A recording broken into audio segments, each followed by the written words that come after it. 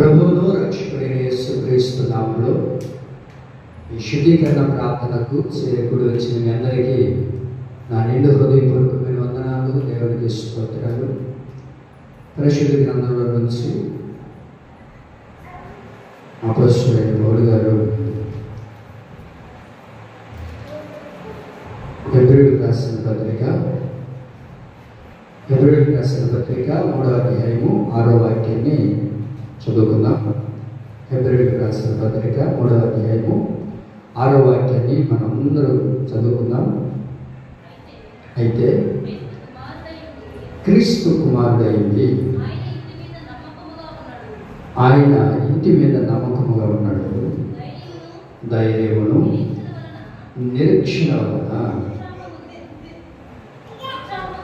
ఉత్సాహము తుదమట్టుకు స్థిరముగా చేపట్టిన ఎడల మనమే ఆయన ఇల్లు.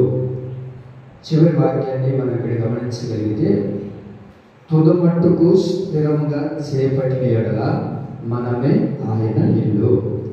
హెబ్రీయులకు రాసిన పత్రిక 3వ అధ్యాయం 6వ వాక్యంలో చివరి వాక్యం, తుదమట్టుకు స్థిరముగా చేపట్టిన ఎడల మనమే ఆయన ఇల్లు.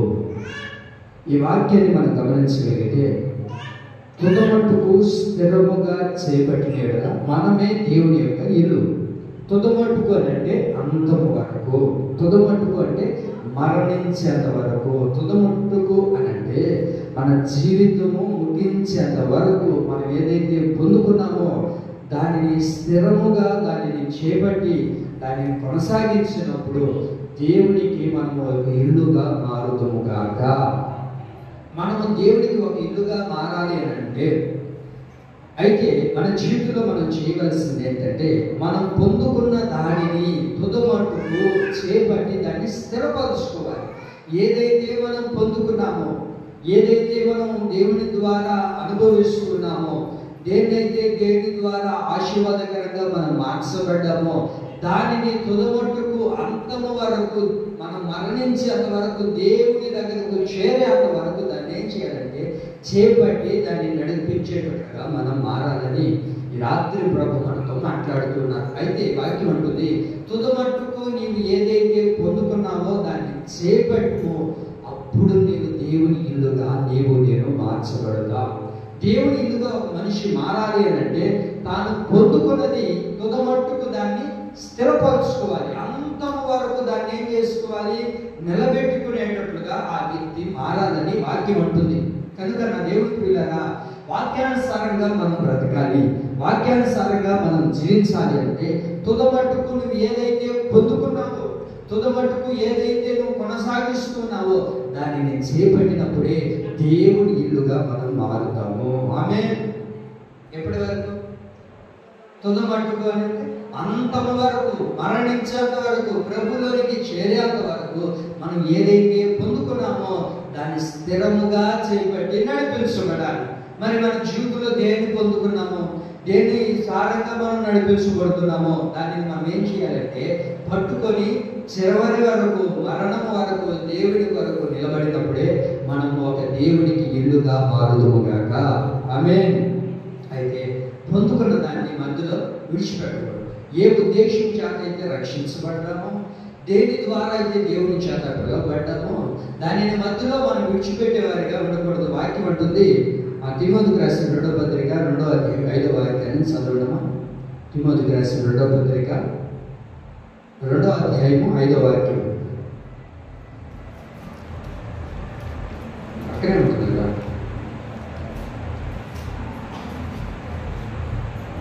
మరియు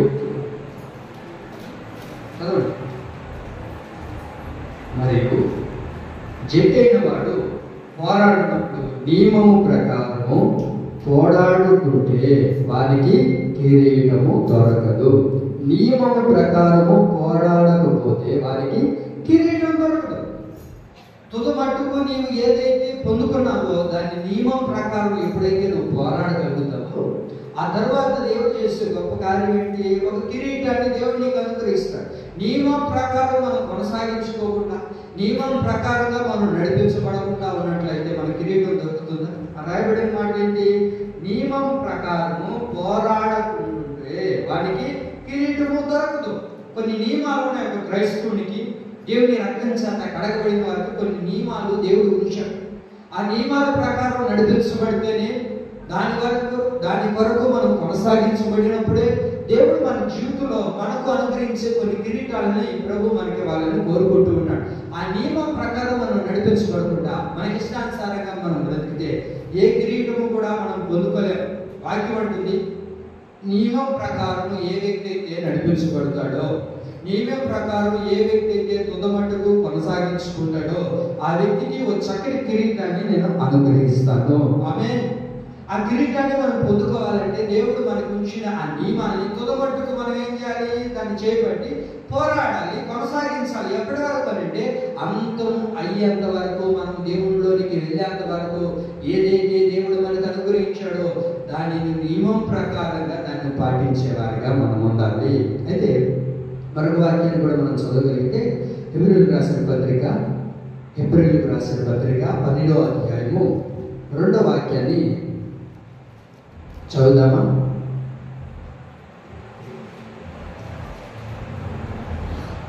హెబ్రీయులకు రాసిన పత్రిక 12వ అధ్యాయము 2వ వాక్యం.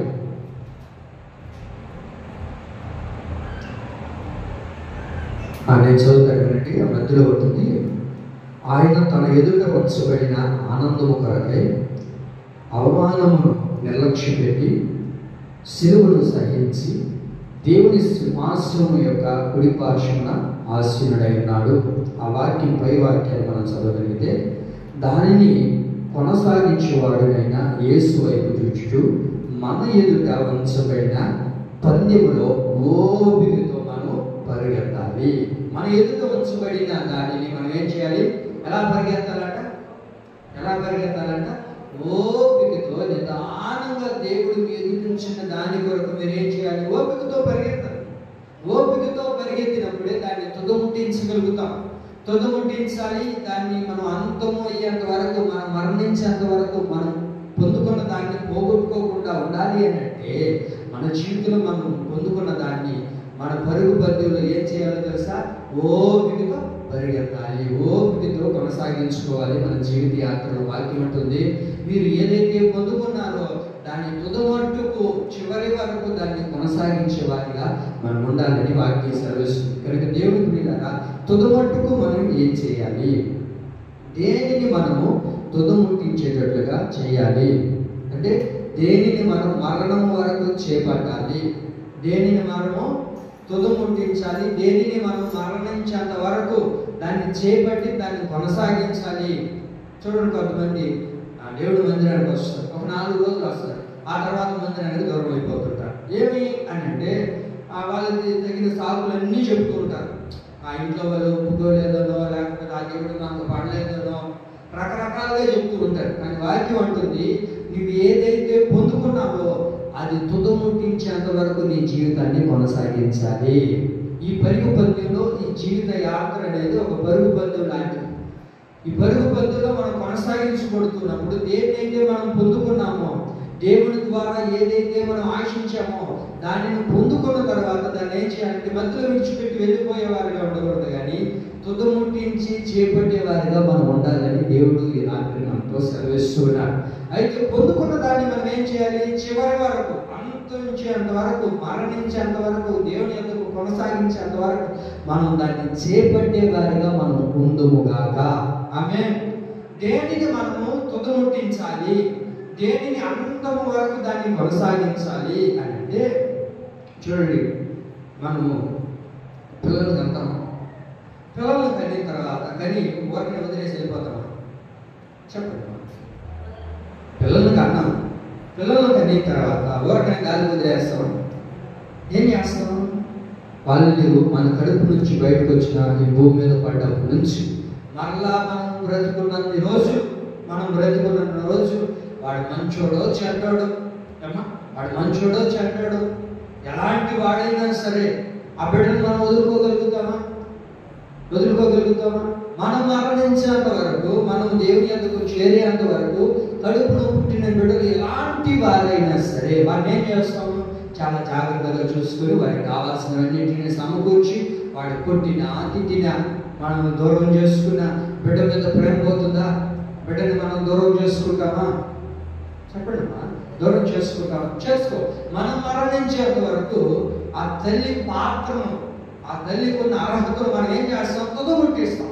అంతవరకు దాన్ని కొనసాగిస్తాం. అయ్యో వీడు ఇలాంటి వాడే, నా కడుపును చెడగొట్టాడే అని చెప్పి ఒక రోజు 2 రోజులు మర్చిపోతాం. కానీ పిల్లలు మళ్ళీ ఏం చేస్తాం? ఆ ప్రేమ అనేది మళ్ళా నా బిడ్డే కదా అని వాడి దగ్గరికి వెళ్ళి మనం ఏం చేస్తాం? ఆ ప్రేమను చూపిస్తాం.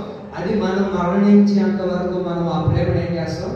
కడముట్టిస్తాం, తుదముట్టిస్తాం. అందుకే వాక్యం ఉంటుంది, యేసయ్యలోకి ఒక క్రైస్తవుడిగా మార్చబడిన తర్వాత లోకంలో నీ జీవితంలో ఎన్ని శ్రమలు ఎదురైనా, ఎన్ని ఒడిదడుకులు నీ జీవితంలో కొనసాగిస్తున్నా సరే, ఏ రోజు కూడా దేవుడికి మనం దూరం కాకూడదు. ఆమేన్. ఏ రోజు కూడా మనము దేవుడికి దూరం అయిపోకూడదు, దేవుడి సన్నిధికి దూరం అయిపోకూడదు, దేవుడి మందిరానికి దూరం అయిపోకూడదు. వాక్యం అంటుంది, నువ్వు ఏదైతే పొందుకున్నావో దాన్ని తుదముట్టించే వరకు నువ్వు దేవుడిలో కొనసాగించబడదు గాక. ఆమేన్. ఎలా కొనసాగించబడాలి? ఎలా కొనసాగించబడాలి? మరణం వరకు ఓపికతో మనం ఏం చేయాలంట? పరిగెత్తాలి. ఓపికతో పరిగెత్తినప్పుడే దేవుడు మన జీవితంలో ఉంచిన గొప్ప మేలులు మనం పొందుకునే వారిగా మార్చబడతాము గాక. అయితే దేనిని మనం తుదముట్టించి చేపట్టాలి అని అంటే, మొదటి మాట హెబ్రీయులకు రాసిన పత్రిక 3వ అధ్యాయము, హెబ్రీయులకు రాసిన పత్రిక 3వ అధ్యాయము 15వ వాక్యం చదవండి. 15వ వాక్యం నేను చదువుతాను వినండి. హెబ్రీయులకు రాసిన పత్రిక 3వ అధ్యాయము 15వ వాక్యంలో చివరి లైన్లో ఉంటుంది.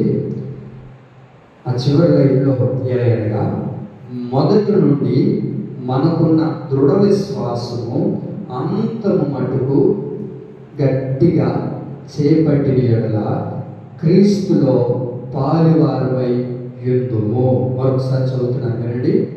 మనకు దృఢ విశ్వాసము అంతము వరకు గట్టిగా చేపట్టిన యెడల క్రీస్తులో మనం పాలు పొందుతాము. వినండి. మొట్టమొదటిగా దేనిని మనం చేపట్టి తుదముట్టించాలి అని అంటే, వాక్యం ఉంటుంది, విశ్వాసాన్ని మనం ఏం చేయాలో తెలుసా? తుదముట్టించి చేపట్టాలి. మనం అంతము అయ్యేంత వరకు, మనం మరణించేంత వరకు ఒక విశ్వాసులో ఏముండాలి అంటే, విశ్వాసాన్ని చేపట్టి దాన్ని కొనసాగించుకోవాలి. 4 రోజుల విశ్వాసం నుండి సన్నగిల్లిపోయేది కాదు, ఏదో 3 రోజుల నుండి ముచ్చటించిపోయేది కాదు. వాక్యం అంటుంది, నీవు ఏ విశ్వాసం ద్వారా అయితే రక్షించబడ్డావో, ఏ విశ్వాసం ద్వారా అయితే దేవుని చెంతకు చేర్చబడ్డావో, ఆ విశ్వాసాన్ని మరణించేంత వరకు దాన్ని తుదముట్టించాలి, దాన్ని చేపట్టాలి. ఇలా ఎప్పుడైతే నీవు చేయగలుగుతావో, ఇలా ఎప్పుడైతే దేవుళ్ళో కొనసాగించబడతావో, ఆ విశ్వాసములో క్రీస్తులో మనం నిలబడగలుగుతాం. వాక్యం అంటుంది, క్రీస్తులో మనం పాలువారమై ఉందము. క్రీస్తులో పాలువారమై ఉండాలి అని అంటే, క్రీస్తులో మనం నిలిచి ఉండాలి అని అంటే, మనలో ఏముండాలి? విశ్వాసంలో మనం స్థిరపడాలి. విశ్వాసంలో ఏ వ్యక్తి అయితే నిలబడగలుగుతాడో ఆ వ్యక్తి దేవుడిలో నిలబడగలుగుతాడు. దేవుడిలో నిలబడాలి అని అంటే ఆ వ్యక్తిలో ఏముండాలి అంటే విశ్వాసం ఉండాలి. ఈ విశ్వాసం ఎన్ని రోజులు? 4 రోజులు కాదు, 3 రోజులు కాదు, 1 నెల రోజుల పాటు ఉండేది కాదు, 4 రోజుల పాటు ఉండేది కాదు. విశ్వాసం ఎప్పటి వరకు ఉండాలి అంటే, నీ జీవితం అంతముంచేంత వరకు, నీవు దేవునిలో వెళ్ళేంత వరకు దాన్ని కడముట్టించాలి. ఆమేన్. విశ్వాసాన్ని తుదముట్టించేటట్లుగా మనం మారాలి. విశ్వాసంగా దేవుని చెంత పిలువబడ్డాం, దేవుని చెంతకు రాబడ్డాం. అయితే ఈ విశ్వాసాన్ని దేవునిలో చేరేంత వరకు దాన్ని కడముట్టించగలుగుతున్నామా? దేవుడికి చేరేంత వరకు ఆ విశ్వాసాన్ని మనం కాపాడుకోగలుగుతున్నామా? ఒకసారి ఆలోచిద్దాం. విశ్వాసంలో నేను ఎంతవరకు నిలబడగలుగుతున్నాను? నా విశ్వాసంలో నేను ఎంతవరకు నేను కడముట్టించగలుగుతున్నాను? వాక్యం అంటుంది, తిమోతికి రాసిన 2వ పత్రిక 4వ అధ్యాయము 7వ వాక్యాన్ని మనం చదువుదాం. తిమోతికి రాసిన 2వ పత్రిక 4వ అధ్యాయము 7వ వాక్యం అంటుంది, చదువుతారా? మంచి పోరాటం పోరాడితిని, నా పరుగు కడముట్టించింది. విశ్వాసంలో నేనేం చేశాను? చెప్పండి, విశ్వాసాన్ని ఏం చేశాను? పౌలు గారు చివరి క్షణాల్లో మాట్లాడుతున్న మాటలు. పౌలు గారు అంటారు, నా విశ్వాసాన్ని నేను ఏం చేశాను? కడముట్టించాను, దాన్ని తుదముట్టించాను. నా విశ్వాసాన్ని నేను కాపాడుకున్నాను. నేను పరుగు పందెంలో ఈ పరుగు పందెంలో కొనసాగించబడుతూ ఉన్నప్పుడు, ఈ క్రైస్తవంలో నడిపించబడుతూ ఉన్నప్పుడు, యేసు రక్తం చేత కడగబడి ఓ క్రైస్తవుడిగా నేను పిలువబడుతూ నేను పొందుకున్న ఈ విశ్వాసాన్ని మధ్యలో విడిచిపెట్టలేదు. దాన్ని నేనేం చేశాను తెలుసా? కడ వరకు దాన్ని కడముట్టించాను. ఆమేన్. పౌలు గారు చెప్తున్న చక్కటి మాట్లాడతారు చివరి దినాల్లో, నేను పొందుకున్న ఈ విశ్వాసాన్ని, ఏ విశ్వాసంతో అయితే నేను నడిపించబడ్డాను, ఏ విశ్వాసం ద్వారా అయితే నేను రక్షించబడ్డాను, ఏ విశ్వాసం ద్వారా అయితే దేవుని చేత పట్టబడ్డాను, దాన్ని నేను చేస్తున్నాను తెలుసా? కొనసాగించాను. ఎప్పటి వరకు కొనసాగించామయ్యా అంటే, ఒక 4 రోజులు కాదంటండి, తన జీవితం ముగించేంత వరకు దాన్ని ఏం చేశాడంటే ఆ విశ్వాసాన్ని తడముట్టించాడు. చూడండి, కొంతమంది చనిపోయిన తర్వాత ఎవరైనా మరణించారనుకోండి, మరణించినప్పుడు ఏ వాక్యం వేస్తాం? మంచి పోరాడుతుంది, నా పరుగు తడముట్టించింది, నా విశ్వాసాన్ని కాపాడుకుంటుంది. మరి కాపాడుకోగలుగుతున్నామా? వాక్యం అంటుంది, నీవు జీవితాన్ని కడముట్టించేంత వరకు విశ్వాసాన్ని ఏం చేయాలి? కాపాడుకోండి. ఎందుకు ఈ వాక్యం రాయబడిందంటే, మన జీవితంలో కాపాడుకోలేకపోతున్నాం విశ్వాసాన్ని. విశ్వాసంలో సన్నగిలిపోతున్నాం. ఏదైనా చిన్న సమస్య ఎదురైనా, చిన్న బాధ ఎదురైనా విశ్వాసంలో సన్నగిలిపోయి విశ్వాసఘాతుకులుగా మారిపోతున్నాం. కారణం ఏంటయ్యా అంటే, నా విశ్వాసాన్ని నేను కాపాడుకోలేకపోతున్నాను. పౌలు గారు అంటున్నారు, నా జీవితాన్ని నేను కడముట్టించాను, నా విశ్వాసాన్ని నేను కాపాడుకున్నాను. ఏ విశ్వాసాన్ని తను కాపాడుకున్నాడో ఆ విశ్వాసం ద్వారానే దేవుని యొక్క రాజ్యానికి చేర్చబడ్డాడు. ఏ విశ్వాసం ఉంది పౌలు గారు? నేను మరణించిన తర్వాత నేను ఎక్కడికి వెళ్తాను? పరలోక రాజ్యానికి వెళ్తాను. ఆ సింహాసనాన్ని నేను పొందుకోగలుగుతాను. దేవుని ఇప్పుడు పాఠశాల నేను కూర్చుంటాను. ఈ విశ్వాసంతో పౌలు గారు నడిపించబడ్డారు కనుక దేవుడు తన జీవితంలో ఏది కూడా దూరం చేయకుండా తాను పొందుకున్న ఆ విశ్వాసం ద్వారానే ఆ సింహాసనానికి వారసుడిగా మార్చబడ్డాడు. ఆమేన్. కారణం ఏంటి? విశ్వాసాన్ని కడముట్టించాడు, విశ్వాసాన్ని కాపాడుకున్నాడు, విశ్వాసాన్ని మధ్యలో విడిచిపెట్టలేదు, విశ్వాసాన్ని ఏం చేశాడు? దాన్ని కాపాడుకున్నాడు కనుక ఏమయ్యాడు? దేవుని యొక్క రాజ్యానికి, ఆ సింహాసనానికి వారసుడిగా పిలువబడ్డాడు. విశ్వాసం అని పేరు పెట్టుకున్నామే కానీ మనలో ఏమాత్రం విశ్వాసం లేదు. ఈ విశ్వాసాన్ని నీ జీవితాంతము కడముట్టించు. పేరు మాత్రం ఏమన్నా ఎవరు మనందరం క్రైస్తవులు. ఆ తర్వాత ఏం చెప్తారు మనల్ని? అసలు విషయం చెప్పట్లేదు. మీరందరూ ఎవరు? అది మీరందరూ ఎవరు? విశ్వాసం కదా. మనమందరం ఎవరికి విశ్వాసం ఉంది. దేవుని రక్తం చేత కడగబెట్టి విశ్వాసం బిడ్డలుగా పేరు పెట్టుకున్నాం. బోర్డు మాత్రం విశ్వాసం అని పేరు పెట్టుకున్నాం కానీ మనలో విశ్వాసం ఉందా? సరే, ఒకవేళ విశ్వాసం, ఆ విశ్వాసాన్ని కాపాడుకోగలుగుతున్నామా? వాక్యం అంటుంది, నీ విశ్వాసాన్ని ఎప్పటి వరకు? నీ జీవితం అంతమించేంత వరకు దాన్ని తడముట్టించేటట్లుగా, తుదముట్టించేట్లుగా, నువ్వు అంతమయ్యేంత వరకు, ప్రభువులోనికి వెళ్ళేంత వరకు ఆ విశ్వాసాన్ని కాపాడుకోవాలి. ఏ వ్యక్తి అయితే విశ్వాసాన్ని కాపాడుకోగలుగుతాడో ఆ వ్యక్తి నిశ్చయముగా దేవుని రాజ్యానికి వారసురాలుగా పిలువబడతాడు. ఆమేన్. అయితే ఆ విశ్వాసాన్ని ఏం చేయాలి? కాపాడుకోవాలి, మధ్యలో విడిచిపెట్టకూడదు. విశ్వాసం అంటే ఏంటి? నమ్మకం. ఇంకా విశ్వాసం ఒక వ్యక్తికి ఎలా కలుగుతుంది? మీరు వినండి, బైబిల్లో మొట్టమొదటి వ్యక్తి ఎవరు? చెప్పండి, మొట్టమొదటి వ్యక్తి ఎవరు? బైబిల్లో మొట్టమొదటి మనిషి ఎవరు? అవునా ఆదామా? మనిషి ఆదాము కాదు. కానీ వాక్యం ఉంటుంది, ఆదాము ఎలా అయ్యాడు అంటే ఒక విశ్వాసఘాతకుడుగా మారిపోయాడంట. ఆదాము ఎలా అయిపోయాడంట? విశ్వాసఘాతకుడుగా మారిపోయాడంట. ఎన్నో నాకు కూడా తెలియదు. వాక్యం జరుగుతుంటే ఆ వాక్యం నాకు చాలా అద్భుతం అనిపించింది. ఎలా అంటే అసలు ఆదాము ఏంటి విశ్వాసఘాతకుడిగా మారిపోవడం ఏంటి? దేవుడు పేరు కోరుకొని ఒక మనిషిగా నిర్మించి తన పోలికలో చేసుకున్న ఒక వ్యక్తి కదా. ఆ వ్యక్తి ఏంటి విశ్వాసఘాతకుడిగా మారిపోవడం ఏంటి? వాక్యం అంటుంది, చదువుతారు. ఎహెజ్కేలు గ్రంథం క్షమించాలి, హోషేయ గ్రంథం 6వ అధ్యాయము 9వ వాక్యం. హోషేయ 6వ అధ్యాయము 7వ వాక్యం చదవండి.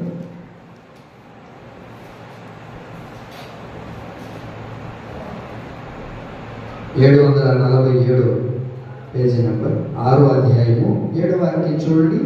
ఆదాము నిబంధన మీరినట్లు వారు నా యెడల విశ్వాసఘాతుకులై నా నిబంధనను మీరి ఉన్నారు. చూడండి, ఆదాము ఏం చేశాడంట? నిబంధనను మీరి ఉన్నాడు. ఆ తర్వాత ఏమయ్యాడు? విశ్వాసఘాతుడుగా మారిపోయాడు. ఎవరు చెప్పండి? ఆదాము. మీరు చెప్తేనే నాకు అర్థమవుతుంది, మీకు అర్థమవుతుందా లేదా? ఆదాము ఎలా అయిపోయాడంట? ఒక విశ్వాసఘాతుడుగా మారిపోయాడు. అసలు ఆదాము ఏంటంటే ఒక విశ్వాసఘాతుడుగా మారిపోయాడు అంటే విశ్వాసంలో సన్నగిలిపోయాడు, విశ్వాసంలో నుంచి పడిపోయాడు. కారణం ఏంటి అంటే వాక్యం ఉంటుంది, ఆదాము నిబంధన ఏం చేశాడంట? మీరాడు. నిబంధన అంటే ఏంటి? ఆజ్ఞలు లేవు కానీ అప్పుడు వాక్యం ఏమైంది? దేవుడి మాట ఏమి కదా, దేవుడి మాటను ఆదాము ఏం చేశాడు? మీరాడు. ఆదాము ఇక్కడ ఉన్న ఫలాలన్నిటిని నువ్వు తినయ్యా, అన్నిటిని నువ్వు తినొచ్చు, కానీ ఒకే ఒక ఫలాన్ని నువ్వు తినకూడదు. దాన్ని తిని వెంటనే ఏమవుతావని రాయబడింది?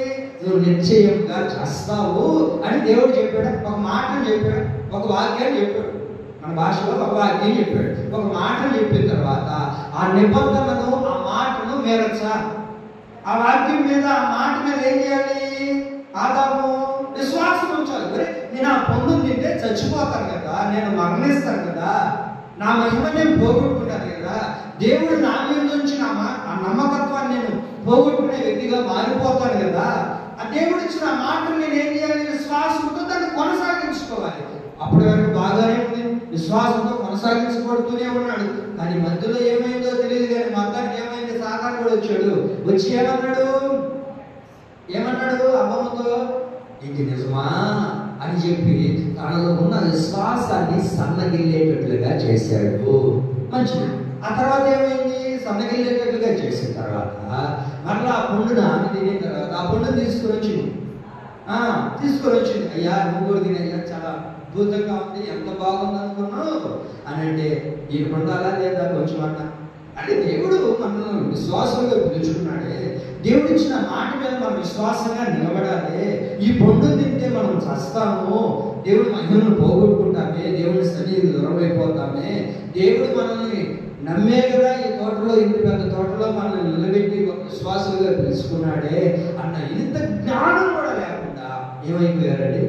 చెప్పండి, ఏమైపోయారు? ఆ పండును తిన్నారా? ఏమైపోయారు? ఒక విశ్వాసఘాతకులుగా మార్చబడిపోయారు. ఇప్పుడు మీకు అర్థమైంది ఎందుకు ఆదాము విశ్వాసఘాతకుడిగా మారిపోయాడు? దేవుడి మాట అంటే విలువ లేదు, దేవుడి వాక్యం అంటే విలువ లేదు. మాట అంటే నిర్లక్ష్యం, వాక్యం అంటే నిర్లక్ష్యం. ఏం చేస్తుందిలే వాక్యం, దేవుడి యొక్క మాట ఏం చేస్తుంది? పాస్ గారు వేసుకొని రావాలి, ఆడైనా మనకి ఎందుకు వచ్చిన బాధ? వాక్యం అంటుంది ఆదాము ఒక విశ్వాసఘాతకుడుగా ఎందుకు మారాడయ్యా అంటే నిబంధనను మీరాడు, వాక్యానికి విరుద్ధమైన కార్యక్రమాన్ని చేశాడు. నీవైనా ప్రకటించే నేనైనా వాక్యానికి విరుద్ధంగా చేస్తే విశ్వాసఘాతకులుగానే మారిపోతాం. ఇచ్చిన మహిమను పోగొట్టుకుంటాం, పొందుకున్న అనుభవాన్ని పోగొట్టుకుంటాం, విశ్వాసంలో సన్నగిలిపోతాం, విశ్వాసాన్ని కడముట్టించలేకపోయాడు. ఆదాము ఎందుకని ఇంతటి పని చేశావు? నిన్ను నీ మీద నమ్మే కదా నీకు ఇంత రక్షణ వాక్యాన్ని ఇచ్చాను, నిన్ను నమ్మే కదా నా తోటలో ఉంచుకున్నాను, నీ మీద ఎంత నమ్మకాన్ని పెట్టుకున్నాను, కానీ నేను ఇలాంటి పని చేయించాను. అదయ్యా ఏదో ఒక చిన్న లోపము, ఏదో నా అవిధేయతను బట్టో, నా లోపాన్ని బట్టో, నా అవివేకతను బట్టో నేను ఇలా చేసేసానయ్యా. తాను చేయడాన్ని బట్టి ఏమైపోయాడు తెలుసా? విశ్వాసఘాతకుడుగా మారిపోయాడు కదండి. మనం బైబిల్లో చూడగలుగుతాం. దేవుడు ఏం చెప్పాడు? ఆదికాండం 2వ అధ్యాయము 16-17 వాక్యంలో దేవుడు ఈ పండును తినిన తర్వాత నువ్వు చచ్చిపోతావయ్యా అని అన్నాడు. మరి ఏమయ్యాడు? ఆ పండుని తిని మీరి ఆ మాటకు ధిక్కరించి తన జీవితాన్ని పోగొట్టుకున్నట్లుగా మనం బైబిల్లో చూడగలుగుతాం కదా. మరి దేవుడి పిల్లలారా, మనం మన జీవిత యాత్రలో కొనసాగించబడుతున్నప్పుడు మన విశ్వాస ఘాతకులుగా మార్చబడకూడదు. కానీ ఎప్పుడు మనం విశ్వాస ఘాతకులుగా విశ్వాసంలో సన్నగిలిపోతాం, విశ్వాసంలో పడిపోతామనంటే వాక్యానికి విరుద్ధమైన కార్యాన్ని ఎప్పుడైతే మనం చేస్తామో, వాక్యానికి వ్యతిరేకమైన కార్యక్రమాన్ని ఎప్పుడైతే మనం చేస్తామో దేవుని సన్నిధికి దూరం అయిపోతాం, దేవునికి దూరం అయిపోతాం. మనకి ఎలా ఉంటుందంటే పండు తిన్నారు, మీరు వినండి, పండు తిన్నారు, పండు తిన్న తర్వాత చచ్చారా? చెప్పండి, పండు తిన్నారు, చచ్చారా? చావలేదు. ఎక్కడున్నారు? పండు తిన్న తర్వాత నరకానికి ఏమైనా వెళ్ళిపోయారా? చెప్పండి. పండు తిన్న తర్వాత ఎక్కడున్నారు? ఆదాము హవ్వలు తోటలోనే ఉన్నారు కదా, తోటలోనే ఉన్నారు. కానీ తోటలో ఉన్నప్పటికీ వారిని ఏం లేదయ్యా అంటే దేవుని యొక్క మహిమ లేదు. ఆ మహిమను పోగొట్టుకున్నారు, దేవుని యొక్క ప్రత్యక్షతను పోగొట్టుకున్నారు, దేవుడిని చూసి ఆ దర్శనాన్ని పోగొట్టుకున్నారు. కానీ ఎక్కడున్నారు? అబ్బా, ఎంత బాగా చెప్తున్నారమ్మా. ఎక్కడున్నారు? మందిరంలోనే ఉన్నారు, తోటలోనే ఉన్నారు, అక్కడే కూడా ఉన్నారు. ఇమానుయేలు ప్రార్థన మందిరంలోనే ఉన్నారు, మనం ప్రార్థన మందిరంలోనే ఉన్నాం. కానీ ఏం పోగొట్టుకున్నాం? మనం అన్నిటినీ పోగొట్టుకున్నాం. కానీ మనకేం అనుకుంటున్నాం అంటే మందిరానికి వెళ్తున్నాను కదా, ప్రార్థన చేస్తున్నాను కదా, దేవుడి సన్నిధిలో పాటలు పాడుతున్నాను కదా, అన్ని చేస్తున్నాను కదా అని అనుకుంటున్నాం. కానీ దేవుని మాటను మనం దగ్గరించిన ఆ విషయాన్ని మనం మర్చిపోయాం. అర్థమవుతుందండి? దేవుడి మాటను మనం దగ్గరించినప్పుడు, దేవుని నిబంధన మనం దగ్గరించినప్పుడు ఆదాము తోటలో ఉన్నా సరే దేవుడిని చూడలేకపోయాడు. ఈరోజు నీవైనా నేనైనా దేవుడిని చూడలేకపోతున్న కారణం ఏంటంటే మనకు విశ్వాసం లేదు. ఆ విశ్వాసం తగినట్లుగా బ్రతకట్లేదు. విశ్వాసాన్ని కాపాడుకోవాలి, దాన్ని తుదముట్టించాలని వాక్యం అంటుంది. ఆమేన్. దాన్ని ఏం చేయాలంట? విశ్వాసాన్ని కాపాడుకోవాలి, కాపాడుకోవడమే కాదు, దాన్ని కడముట్టించాలి, తుదముట్టించాలి. మన జీవితంలో ముట్టించేంత వరకు అలాంటి వ్యక్తి అండి చాలా అద్భుతమైన విశ్వాసం అండి. ఓ విశ్వాసానికి నిదృశ్యమైన వ్యక్తి అనేది నిన్ను నన్ను చూపించేటట్టుగా మన విశ్వాసాన్ని కనపరచాలి. విశ్వాసానికి తగిన ఒక ప్రతిరూపంగా మనం మార్చబడాలని దేవుడు కోరుకుంటూ ఉన్నాడు. ఆ ప్రతిరూపాలకు మనం మారాలి అంటే దేవుని మాట మీద, దేవుని యొక్క నిబంధన మీద మనం నిలకడగా ఉండేటట్టుగా మారాలి. విశ్వాసంలో సన్నగిలిపోకుండా దేవుడిలో నిలబడి ఆ విశ్వాసానికి ప్రతిరూపాలుగా మనం మార్చబడినప్పుడు వాక్యం అంటుంది, విశ్వాసములో నీవు కాపాడుకున్నావు కనుక నా రాజ్యానికి నీ వారసుడిగా పిలువబడతావు. ఆమేన్. కనుక దేవుడి మాట మీద, దేవుడి యొక్క వాక్యం మీద మనం ఎప్పుడూ కూడా అవిశ్వాసం కలిగి ఉండకూడదు. అది జరుగుతుందా? అది నిజమేనా? అసలు జరిగితే ఇంకేమన్నా ఉందా? వాక్యం అంటుంది విశ్వాసాన్ని ఏం చేయాలి తెలుసా? తడముట్టించాలి, తుదముట్టించాలి, దాన్ని కాపాడుకోవాలి. కాపాడుకోవాలి అని అంటే దానికి వ్యతిరేకం ఏంటి? కాపాడుకోలేకపోతున్నాం అనే కదా. ఇప్పుడు విశ్వాసాన్ని మీరు కాపాడుకోండి. కాపాడుకోవాలంటే దేవుడి మాట వినాలి, వాక్యాన్ని మనం వినాలి. ఆ వాక్యాన్ని ఎప్పుడైతే మనం వింటామో, ఆ వాక్యానికి, ఆ నిబంధనకు, దేవుని యొక్క మాటకు మనం మేరకుండా ఎప్పుడైతే నిలబడగలుగుతామో అద్భుతం ఏంటో తెలుసా? దేవుడి దర్శనాన్ని మనం చూడగలుగుతాం. దేవుని యొక్క స్వరాన్ని వింటున్నారే కానీ దేవుడి ఎదుట నిలబడలేకపోయారు. దేవుని స్వరాన్ని వింటున్నారు. అదా ఎక్కడున్నావయ్యా? అయ్యా నేనే ఎక్కడ ఉంటానయ్యా? మందిరంలోనే కదా ఉన్నారు, ఈ తోటలో కదా తిరుగుతున్నాను, నేను ఎక్కడ బయటకు పోతున్నాను? అయితే ఎందుకు నా ముందు ఎందుకు రావడానికి సంకోచిస్తున్నావు? నా ముందు నిలబడడానికి ఎందుకు భయపడుతున్నావు? అయ్యా కారణం ఏంటంటే నీవు నా మీద ఉంచిన నమ్మకాన్ని, నేను నీ మీద ఉంచిన విశ్వాసాన్ని నేను పోగొట్టుకున్నానయ్యా. దాన్ని కాపాడుకోలేకపోయాను కనుక ఎదురుకు నేను రాలేకపోతున్నాను. నీ స్వరం బాగానే వింటున్నాను, నీ వాక్యం బాగానే వింటున్నాను, కానీ వాక్యానుసారంగా బ్రతకలేకపోయానయ్యా. ఒక విశ్వాస ఘాతకుడుగా మారిపోయానయ్యా. చూడండి దేవుడి పిల్లలు, ఆ తర్వాత దేవుడు ఎంత బాధపడి ఉంటాడు, ఎంత కన్నీరు కాల్చి ఉంటాడు. అరే వీడి కొరక ఈరోజు మన జీవితంలో కూడా మనల్ని దేవుడు రక్షించుకున్నాడు. ఆ రక్తం చేత మనం కొనబడ్డాం. దేవుడి యొక్క పరిశుద్ధత ద్వారా మనల్ని దేవుడు పరిశుద్ధంగా చేసి దేవుడి యొక్క సంఘంలోకి చేర్చుకున్న తర్వాత అనేక సందర్భాల్లో మనం కూడా దేవుడికి వ్యతిరేకంగా మార్చబడినప్పుడు దేవుడు మనల్ని అంటాడు, చూసి ఈ మనిషిని నేను అసలు ప్రేమించి ఈ మనిషి కోసం నా రక్తాన్ని దాచింది, ఈ వ్యక్తి కొరక నా రక్తాన్ని దాచింది, ఈ వ్యక్తి కొరక నేను ఇన్ని హింసలు పడింది లోకంలో, అసలు ఎంత నమ్మాను ఈ వ్యక్తిని, ఈ విశ్వాసిని ఎంత నమ్మాను, కానీ ఈ వ్యక్తి నన్ను ఎంతగా అపనమ్మకం చేస్తుంది. నేను పెట్టుకున్న నమ్మకానికి తగినట్లుగా బ్రతకలేదని దేవుడు మనల్ని చూసి కూడా బాధపడతాడు. ఎప్పుడో తెలుసా? విశ్వాసంలో పడిపోయినప్పుడు, విశ్వాసంలో నిలబడలేనప్పుడు. చూడండి, వాక్యం ఉంటుంది, ఆదాము ఒక విశ్వాసఘాతకుడిగా మారిపోయాడు. ఒక విశ్వాసఘాతకుడిగా దేవుడి మాట మీద నిర్లక్ష్యం ఉంచుకున్నాడు. దేవుడి మాటను నమ్మకుండా దాంట్లో సన్నగిలిపోయి ఆ నిబంధనకు పాటించలేక ఒకే ఒక నిబంధన కదా, ఒకే ఒక మాట. ఎలాగో ఏ మాట చెప్పాడు? ఆ పండుగ తినద్దయ్యా, అదేమన్నా పెద్ద ప్రమాదం.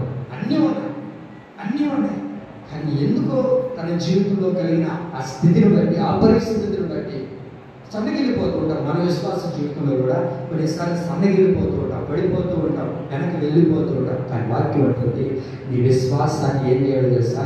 కడముట్టించాలి. ఎందుకంటే ఆ విశ్వాసాన్ని కడముట్టించాలి అని అంటే ఒక చక్కటి మాట మనం బైబిల్లో చూడగలుగుతాం. హబక్కు గ్రంథం 2వ అధ్యాయము 4వ వాక్యం చూడండి. ఒక చక్కటి మాట చూడండి అందరూ. చదువు. 2వ అధ్యాయము 4వ వాక్యం, 770 పేజీ, 4వ వాక్యంలో రాయబడుతుంది, నీతిమంతుడు విశ్వాసం మూలముగా బ్రతుకును.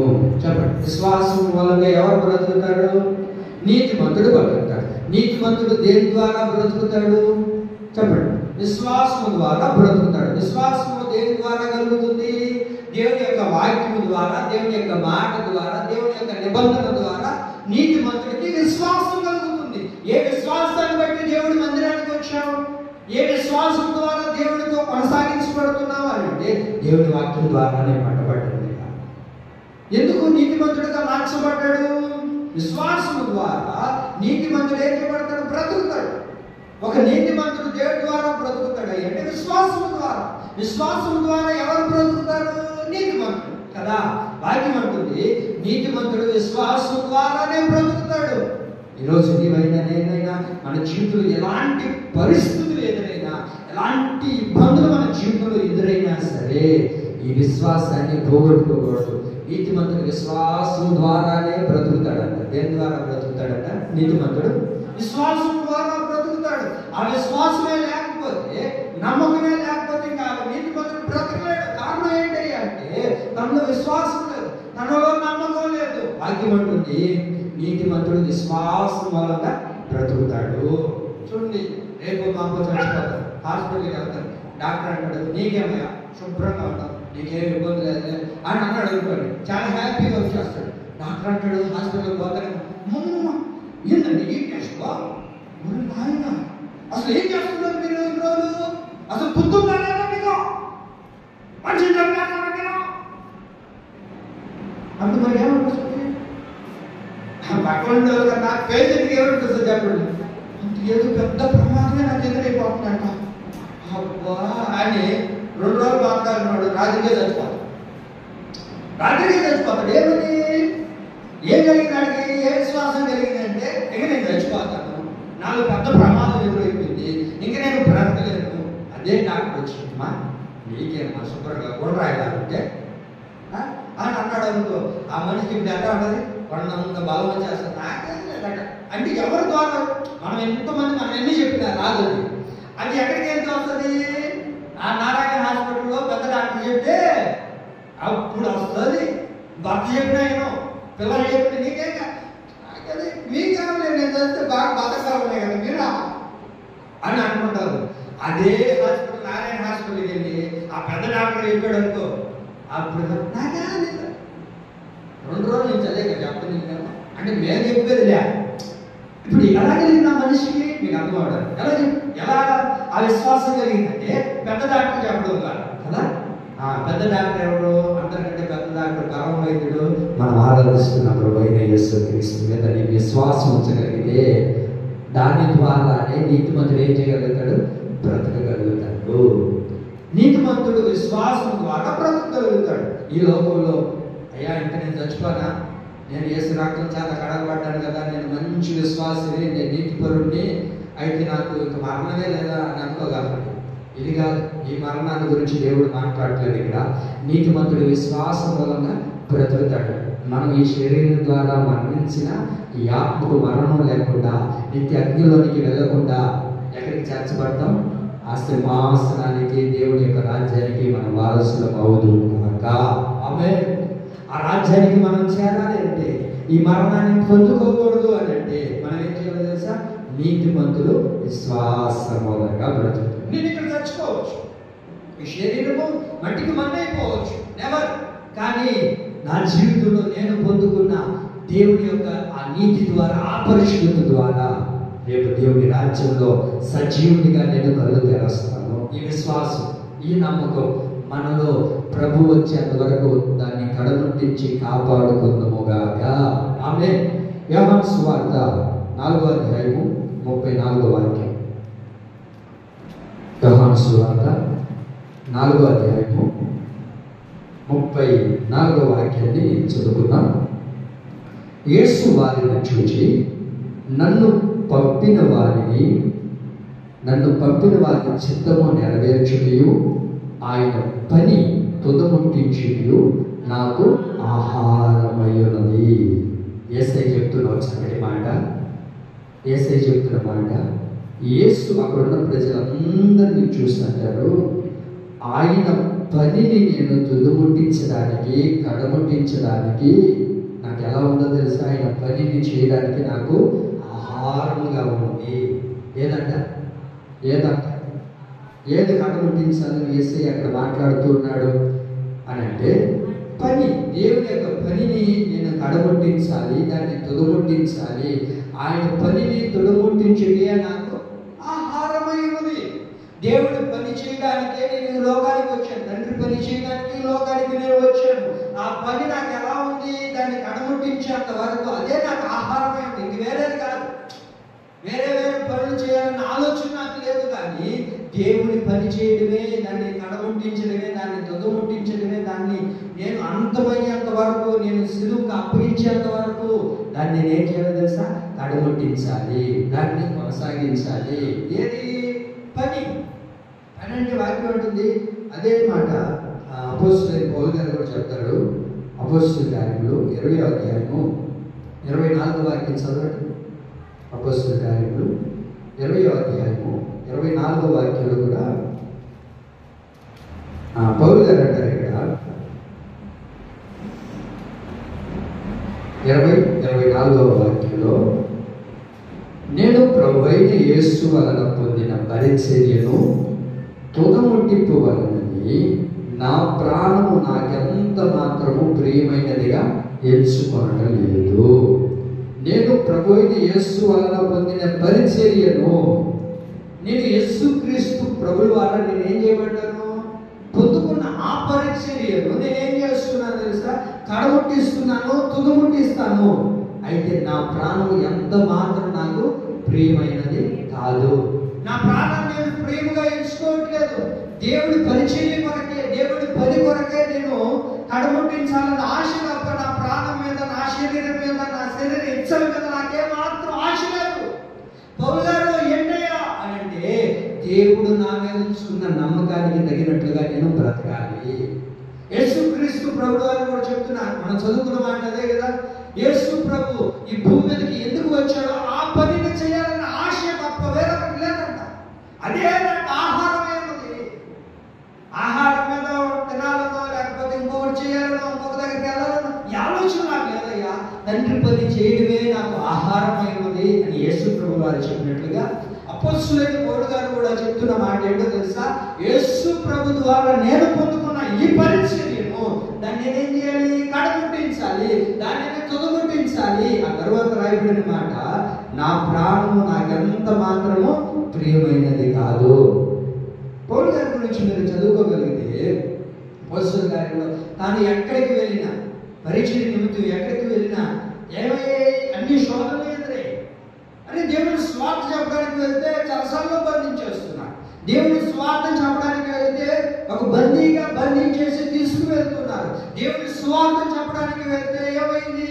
పాపొచ్చి కలిసింది. మరి ఇన్ని ప్రమాదాలు నీ జీవితంలో ఎదురవుతున్నాయ్యా, నిన్ను చంపి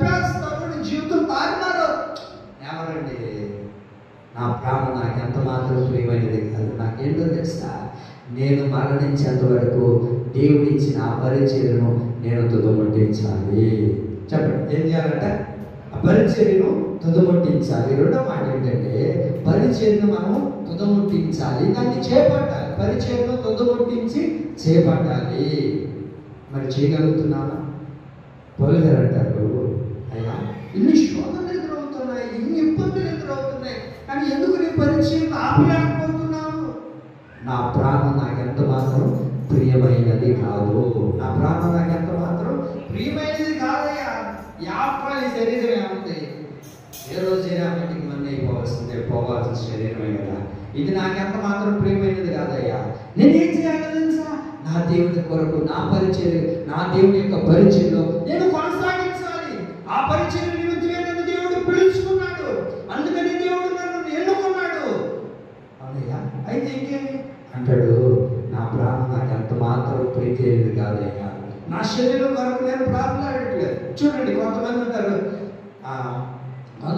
చూడండి, తినడానికే బ్రతకతారు, తినడానికి బ్రతకూడదు. బ్రతకడానికి ఎంత తినాలా?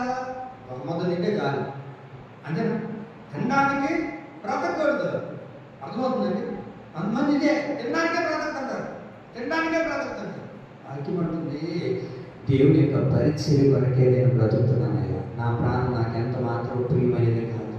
నా శరీరం మీద నాకే మాత్రం ఆశ లేదు.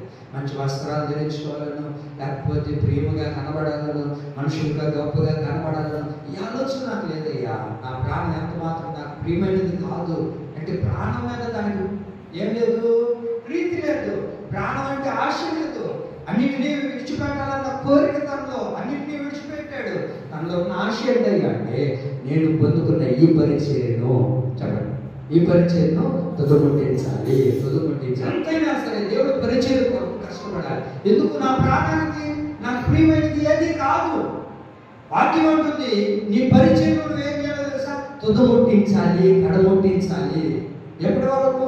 4 రోజులు కాదు. ఊరకన చేసి ఎవరో ఏదో అన్నారనో, లేకపోతే భాషగా ఒక మాట మాట్లాడారనో, లేకపోతే ఇంకొకరు ఒక మాట మాట్లాడారనో, నీ పరిచర్యను నువ్వు పొందుకున్న ఆ పరిచర్యను చివరిలో వెళ్ళిపోకూడదు, మధ్యలో వెళ్ళిపోయేవారుగా ఉండకూడదు. వాక్యం అంటుంది, నీ పరిచయం ఏం చేయాలి? అంతం వరకు దాన్ని తుదముట్టించేటట్టుగా ఉండాలి. దాన్ని ఏం చేయాలి? పరిచయం ఏం చేయాలి? తుదముట్టించాలి. ఏదో 4 రోజులు చేసి వెళ్ళిపోయి ఇంక నాకెందుకులే అని అనుకోకూడదు. మనం చేస్తున్న పరిచర్య మనతో ఆగిపోకూడదు. అంటారు, నువ్వు చేస్తున్న పరిచర్య నీకు ఆగిపోకూడదు. నా కోరిక ఏంటంటే, నువ్వు ఏ పరిచర్య అయితే చేస్తున్నావో నీ బిడ్డలు అంతకంటే ఎక్కువ పరిచర్య దేవుడి సన్నిధిలో చేయాలి. ఆమేన్. మనం ఏం చెప్తాం తెలుసా?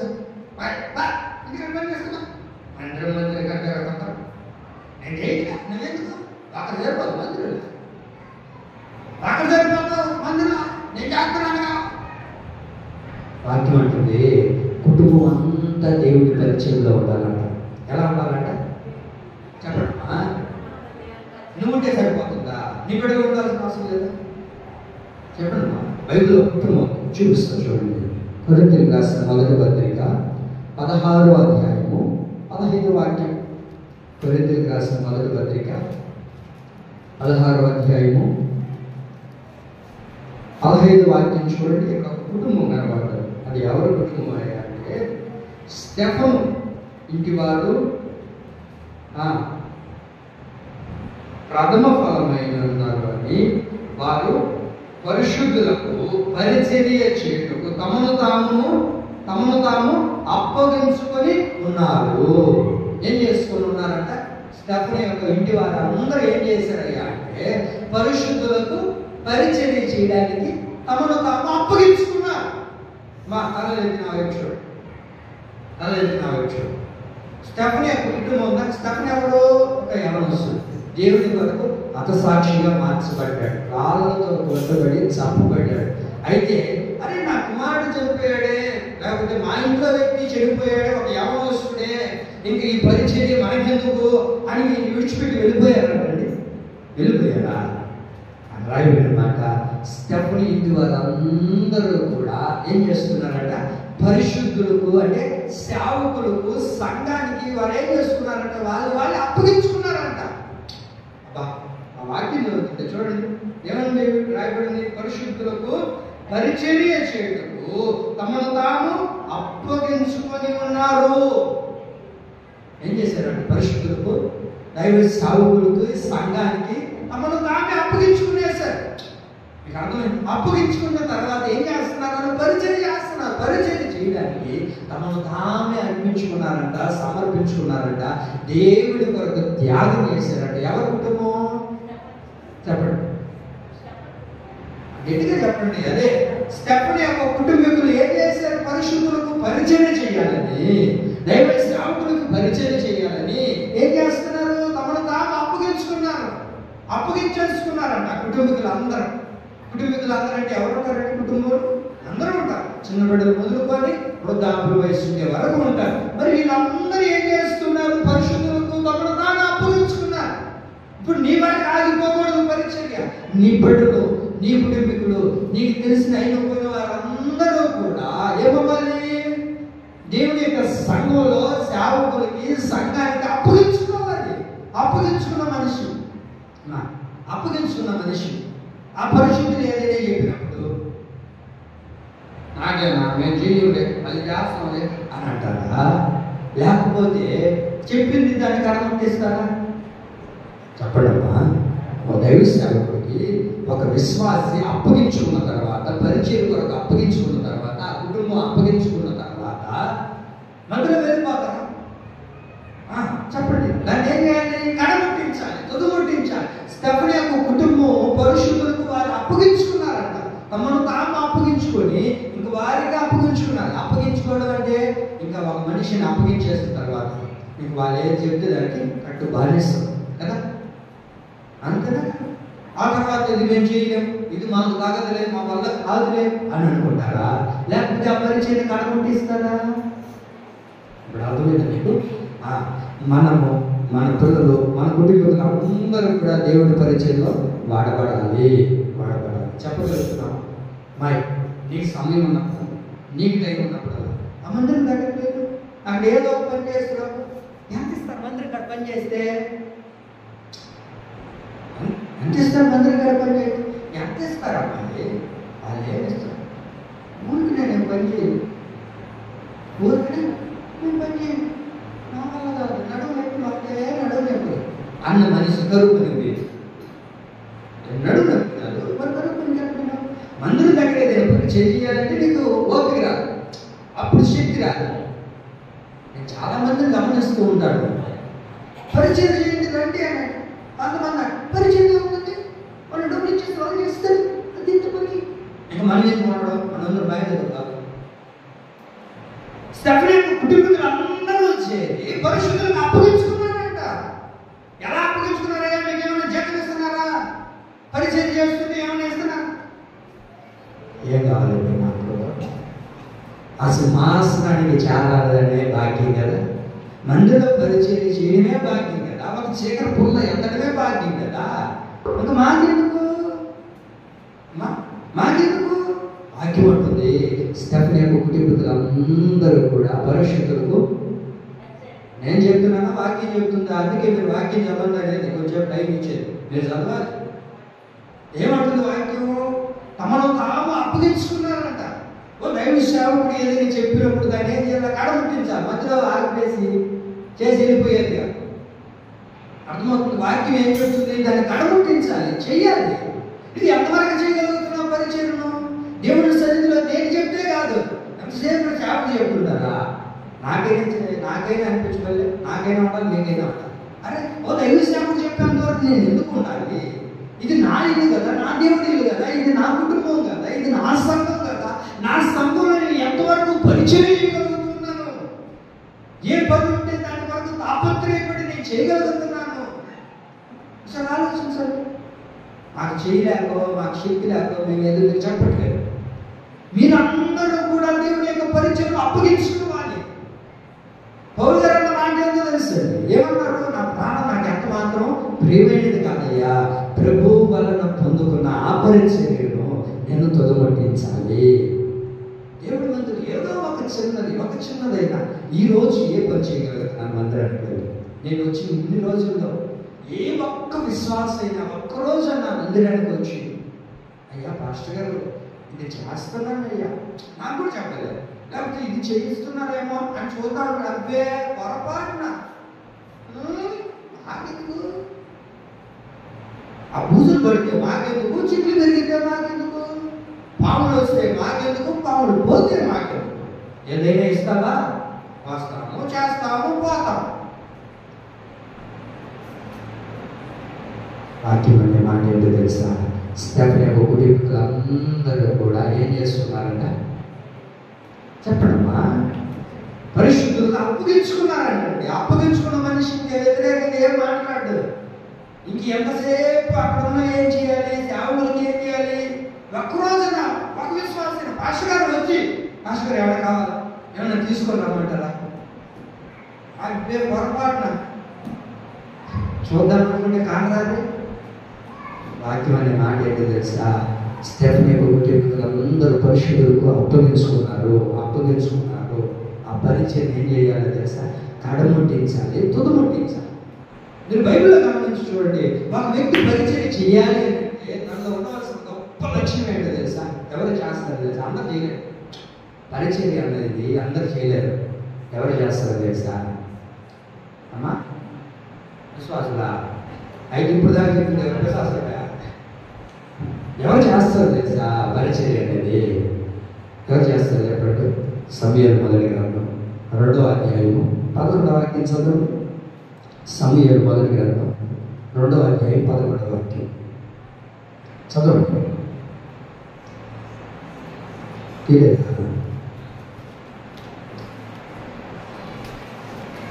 సమూయేలు మొదటి గ్రంథం 2వ అధ్యాయము 11వ వాక్యాన్ని చదువుగలిగితే, ఏలీ కుమారులు యెహోవాను ఎరగని వారి మిక్కిలి దుర్మార్గులైవి.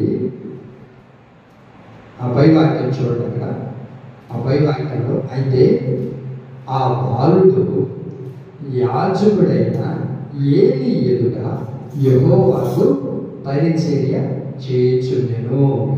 మా విన్నారా? వాక్యం విన్నారా? అయితే ఆ బాలుడు యాజకుడైన ఏలీ ఎదుట యెహోవాకు పరిచర్య చేయుచుండెను. ఎవరు చేస్తున్నారు? నేను చదివిన వాక్యం, అక్కడ రాయబడిన వాక్యం. ఎవరు చేస్తున్నారు? అయితే ఆ బాలుడు యాజకుడైన ఏలీ ఎదుట యెహోవాకు పరిచర్య చేయుచుండెను.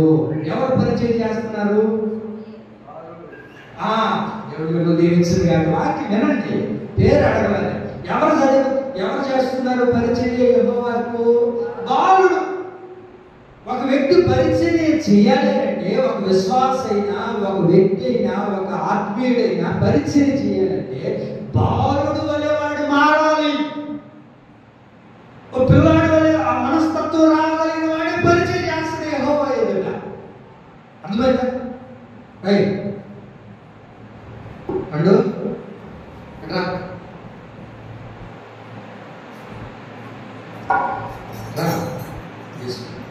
అడగట్లేదు.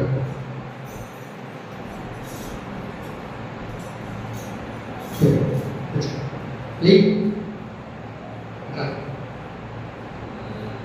కూర్చో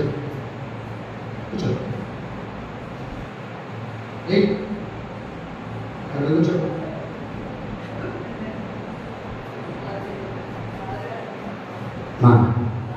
ఇదే మాట ఎవరికైనా చెప్పాను అనుకో, తమ్ముడికి కాకుండా, ఆ బాలుడికి కాకుండా, నీకు ఎక్స్ట్రా కాకుండా నీకా కూర్చోమంటావు, పోమంటావు, కంచె గ్రామాలు చెప్పి వాళ్ళు తీసుకోబాము ఆటలు కావాలి నీక అని అంటాం. ఎవరు? పెద్దవాళ్ళైతే. అదే బాలుడైతే ఏది చెప్తే కూర్చోమంటే కూర్చుంటాడు, పొమ్మంటే పోతాడు, రమ్మంటే వస్తాడు, నిలబడమంటే నిలబడతాడు, కూర్చోమంటే కూర్చుంటాడు. ఎవరు చేయగలుగుతారు? ఇప్పుడు చెప్పండి. పరిచర్య అనేది అందరూ చేయరు. పరిచర్య అనేది ఆ బాలుడు స్వభావం రావాలి వ్యక్తిలోకి. నేను అంటాను వాక్యం అన్నప్పుడు, వాక్యం పలు దగ్గర సమూయేలు రాసిన దేవుడు ఇక్కడ కూడా సమూయేలు యెహోవాకు పరిచర్య చేయొచ్చు అని రాయలేదే. ఏమని రాశాడు? బాలుడు ఏం చేశాడట? యెహోవాకు పరిచర్య చేస్తూ ఉన్నాడు. బాలుడు అంటే స్వభావం అన్నది. ఆ వ్యక్తి అయితేనే పరిచర్య చేయగలుగుతాడు, ఆ మనిషి అయితేనే పరిచర్య చేయగలుగుతాడు. అందరూ పరిచర్య చేయలేరు. నేను వచ్చి ఇంచుమించు 6-7 నెలలు అవుతుంది కదా. ఎన్ని రోజులు చెప్తున్నాను అంటే ఏం లేదంటే, బాలుడు అంటే స్వభావం లేదు, మనస్తత్వం లేదు. మరి చేయాలి కదా, రావాలి కదా, పోవాలి కదా, ఇది బాధ్యత కదా, ఇది నాది కదా. బాలుడు స్వభావం కలిగిన వాడైతే దాన్ని చేయగలుగుతాడు. నేను పెద్దది కదా, నాకేందిలే అని ఆ పెద్దరికం కలిగిన వాడు ఎప్పుడు కూడా తనను తాను తగ్గించుకోలేడు. పెద్దరికం కలిగిన వాడు తగ్గించుకోగలుగుతాడా? బాలుడు ఎప్పుడు కూడా అత్యున్నగానే ఉంటాడండి. ఆమేన్. అందుకే నీవు నేను బాలుడిగా మార్చబడదుగాక. ఆమేన్. క్రీస్తు పరిచర్య మనం చేసేటప్పుడు, క్రీస్తు మనకు అప్పగించిన పరిచర్యను మనం కడముట్టించేటట్లుగా మారదుగాక. చేసే ఈ పరిచర్య ఎవరు చూసినా చూడకపోయినా, పాస్టర్ గారు చూసినా చూడకపోయినా, ఒకవేళ మేము తలుపులు వేసుకొని ఉన్నా, నీకు శక్తి కావాలి, నువ్వేం చేయగలుగుతున్నావు? చెట్టు పెరుగుతా పెరుగు, ముసుగొట్టుకోగలుగుతావు కొట్టు, మందిరం కడుగుతావా కడుగు, ఏ పరిచర్య నువ్వు చేయగలుగుతావు అని దేవుడి అడగాలి. అందుకే ప్రకటనలో మనం చూడగలుగుతాం కదా, నీవు చేస్తున్న పరిచర్యను నేను ఎరుగుతాను. నువ్వు చేసే పరిచర్య నేను ఎరగాలి. ఇంకొకరు ఎవరో చూసి మనకి ఏదో పూలదండేసి లేకపోతే మాలేసి ఏదో దగ్గర పట్టడానికి కాదు, కానీ యేసయ్య నన్ను చూడాలి, దాని కొరకే నేను పరిచర్య చేయాలి. ఈ పరిచర్య తొలగొట్టించాలి. ఆమేన్. ఆమేన్. ఏమ్మా మన సాంబార్ బాగలేదు మా, సరిగ్గా చేయండి తల్లి రేపన్నా అంటే నేనేం చేస్తాను. సరేనయ్యా చేస్తానయ్యా, కొంచెం ప్రార్థన చేసుకొచ్చేయమ్మా. సరేనయ్యా ప్రార్థన చేసుకొచ్చేస్తాను, ఈసారి కొంచెం బాగా. ఇది ఈ పరిచర్యలో చేసుకోమను. 8-9 అవుతున్నా ఏం మన భాష ఏమన్నా ఎవరు రాలేదు, ఎవరు రాలేదా, ఏదో అన్నామంట అంటే నేనంటేనే బాధపడతా. ఎవరి కోసం చేస్తున్నారు పరిచర్య? చెప్పండి. దేవుడి కొరకు పరిచయం చేయాలి, దేవుడు నన్ను అడగాలి, దేవుడి గురించి అడగాలి, దేవుడు నన్ను చూడాలి, దేవుడు నన్ను నేర్చుకోవాలి. ఈ పరిచర్య కొరకు మనం అందరం అప్పగించబడి బాలుడు వలె మనం మార్చబడదుగాక. ఆమేన్. ఇది చాలా రోజుల నుంచి ప్రార్థన చేసుకుంటూ ఉంటే దేవుడు ఇచ్చిన వాక్యం. ఇంకో మాట చూడండి, 3వ మాట చెప్పి నేను ముగిస్తాను తొందరగా. హెబ్రీ పత్రిక 6వ అధ్యాయం 12వ వాక్యంలో దేనిని కడముట్టించి తొదముట్టించి చేపట్టాలి అంటే, విశ్వాసాన్ని తొదముట్టించాలి, పరిచయను తొదముట్టించాలి. మూడవదిగా హెబ్రీయులకు రాసిన పత్రిక 6వ అధ్యాయం 12వ వాక్యం చదవడమా? కొంచెం తొందరగా చదవండి.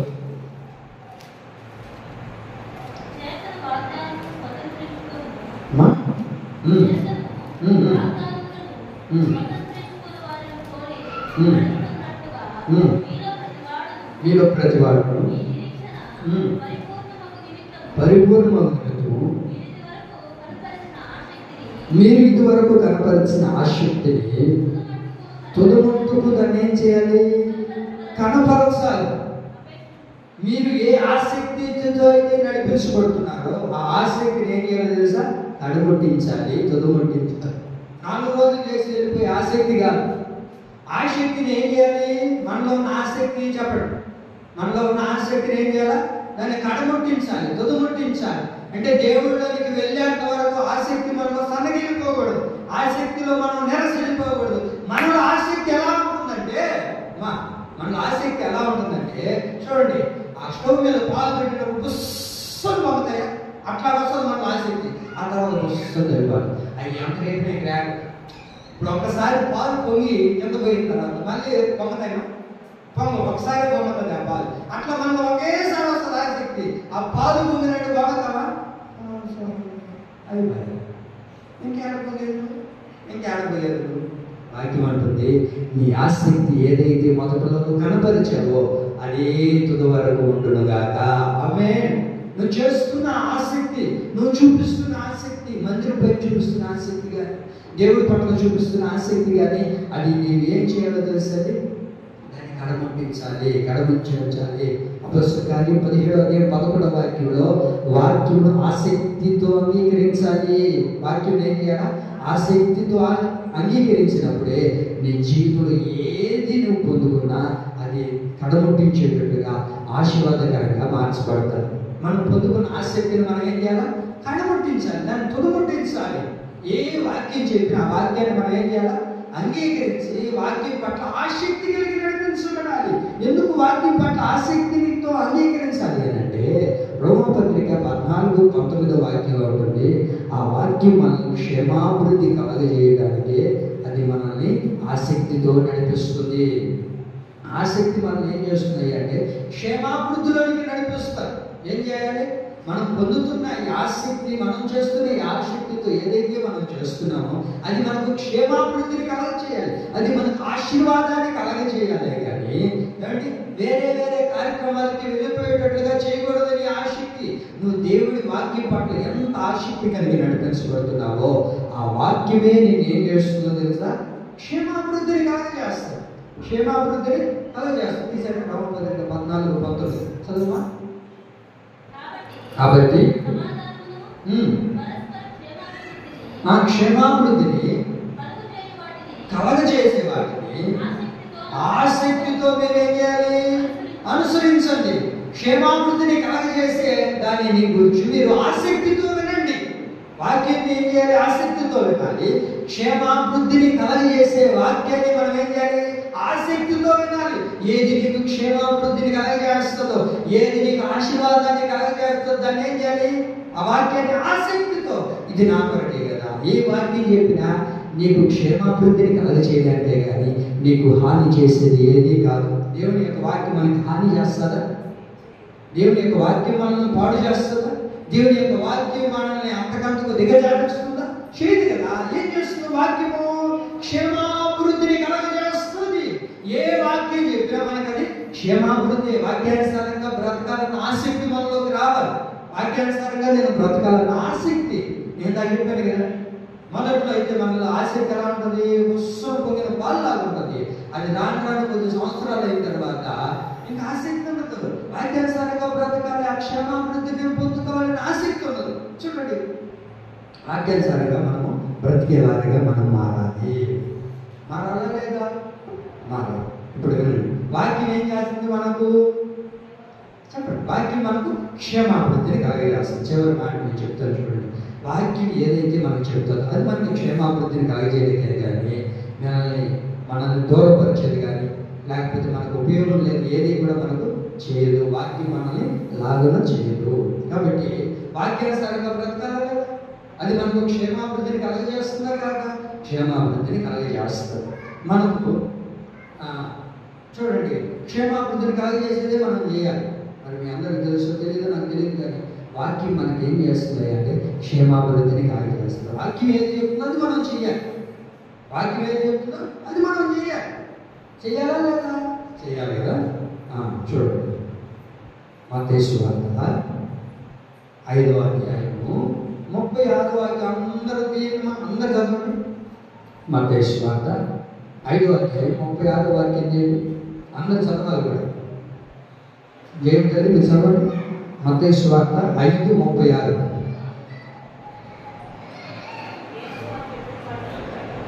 వినబడట్లేదు. మత్తయి సువార్త 5:36 చదువుమా.